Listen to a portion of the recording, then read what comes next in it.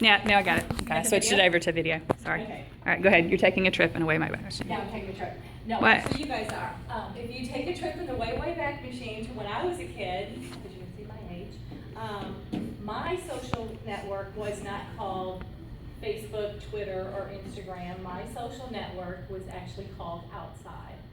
And I'm sure many of you here are really involved in your social media, and probably some of you would actually freak out if you didn't have your smartphones. But I hope to persuade you to limit your social media for a number of reasons. I have witnessed the overuse of social media in my own home, and I have done research on the effects of the overuse of social media. The purpose of my speech is to persuade you why social media should be limited. So I'm going to tell you why a vulgar or inappropriate social media can hinder your future opportunities, why social media can cause you to believe false information, and also why an excessive use of social media can lead to an inability to interact on a personal level.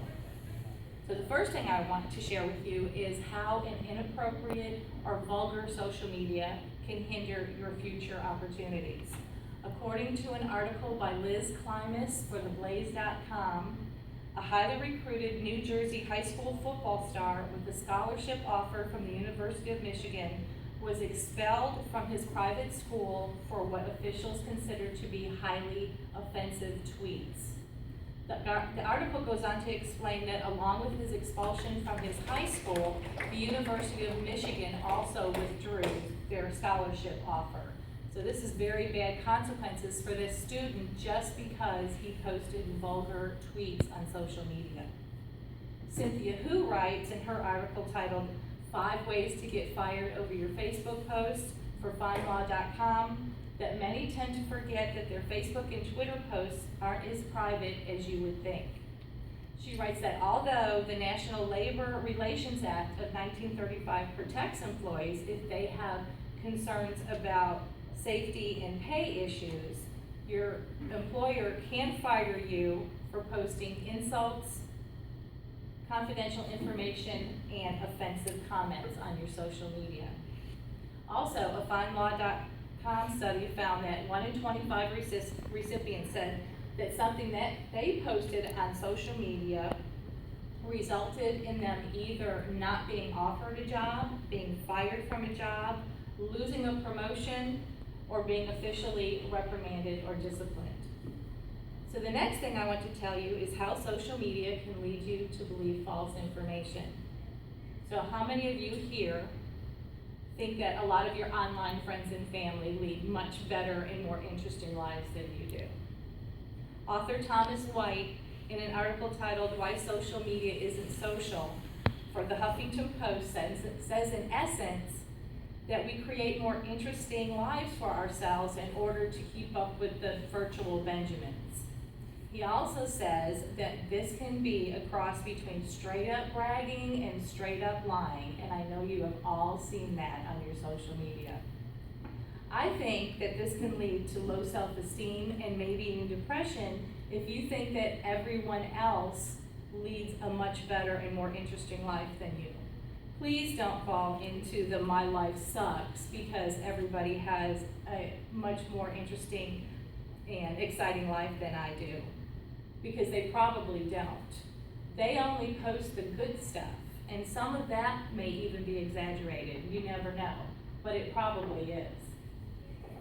So who here has heard about or read on the internet the story about the scarred up little girl eating dinner at a Kentucky Fried Chicken restaurant with her family, who was asked by that restaurant's manager to leave because her appearance was scaring the other customers?